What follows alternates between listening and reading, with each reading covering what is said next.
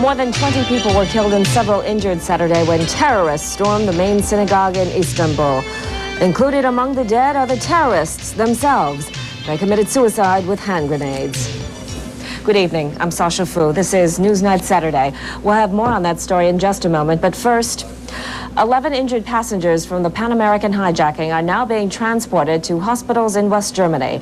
They arrived at a military base outside Frankfurt a few hours ago aboard a U.S. Air Force transport plane. 4 of the injured are Americans. The rest are Europeans. Most of the other passengers who were aboard Pan Am Flight 73 are still in Pakistan. They will be leaving tomorrow aboard a special Pan Am flight that will go first to Frankfurt and then to New York. The State Department says a total of 15 persons were killed Friday when hijackers opened fire on Flight 73 and Pakistani commandos stormed the plane. CNN's Richard Blystone takes a look at the damage that was done in this report from Karachi, Pakistan.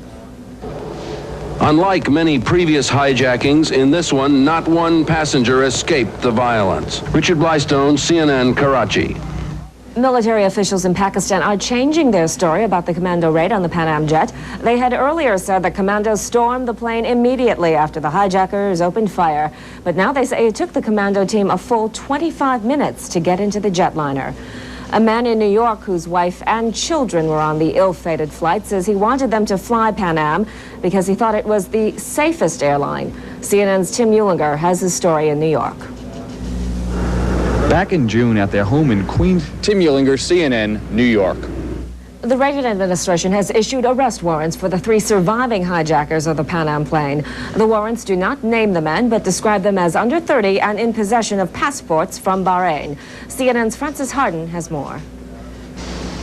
The United States has charged Frances Harden, CNN, with the president in Santa Barbara. Doctors in Chicago say they have successfully cleared a blockage in a woman's fallopian tube without surgery.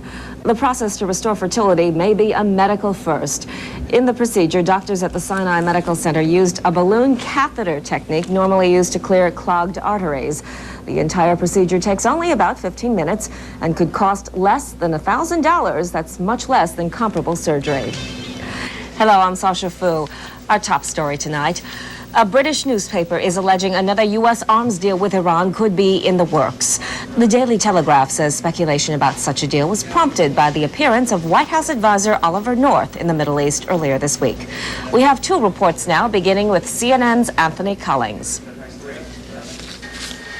When a British plane landed. While the Contras continue their battle to overthrow the Nicaraguan government, Saturday the ruling Sandinistas celebrated 25 years in power with a strong show of military muscle. Thousands turned out in downtown Managua to join the festivities. CNN's Lucia Newman has more.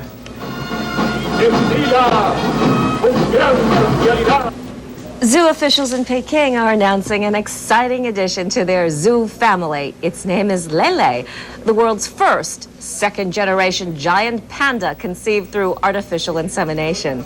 The panda was born 2 months ago and now weighs 6 pounds. The cub's mother, Dandan, is 4 1/2 years old. She was also conceived artificially. Zoo officials believe she is the youngest of her species to give birth in captivity.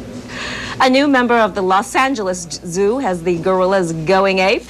Steve Lentz has that story in this edition of Looking Up. It's just a typical...